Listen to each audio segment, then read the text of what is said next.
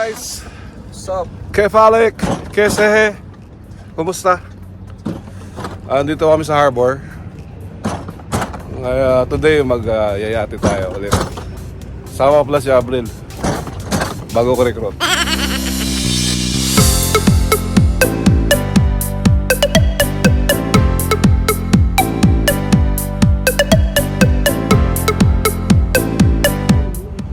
Ano sabi mo first time mo makasakay ulit?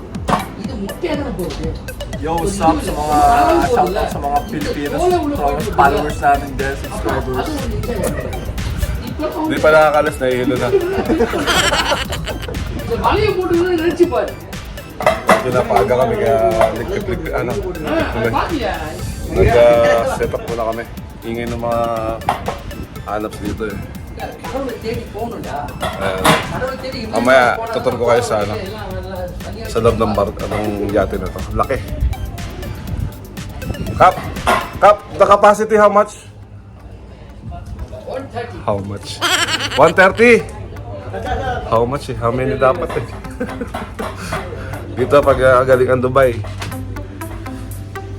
kahit graduate ka ng college, after 1 week, knowledge ka na. Ito yung loob ng balto. Ayun yate.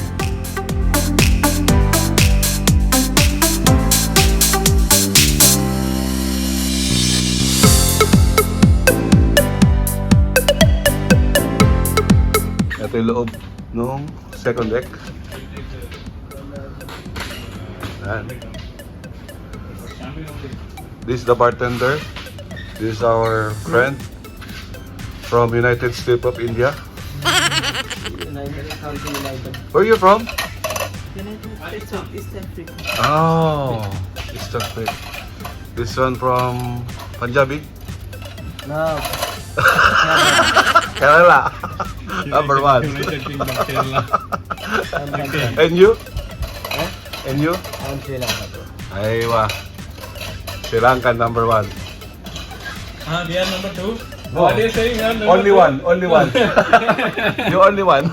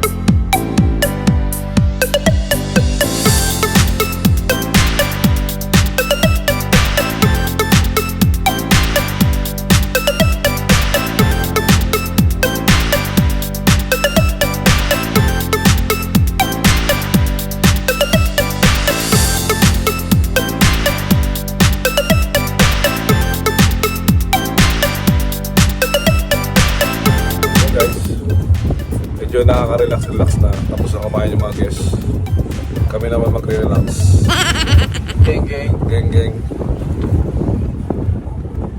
Shoutout ka sa Pilipinas. Shoutout sa 1 million followers ko sa YouTube. You know who it is? Yun, shoutout sa mga tao niya sa Pinas. Sa Pablo Castillo, sa IBM ko. Ano mo pwede mo sabihin motivation sa mga nangangarap na makapunta sa Dubai? Yung basta-basta hindi ako prepared, bro. Hindi, kung di mo kaya magsabi ng totoo, magsinungaling ka. Yeah. Mamaya na lang ulit, baka mapagalit tayo ng guest. Peace out.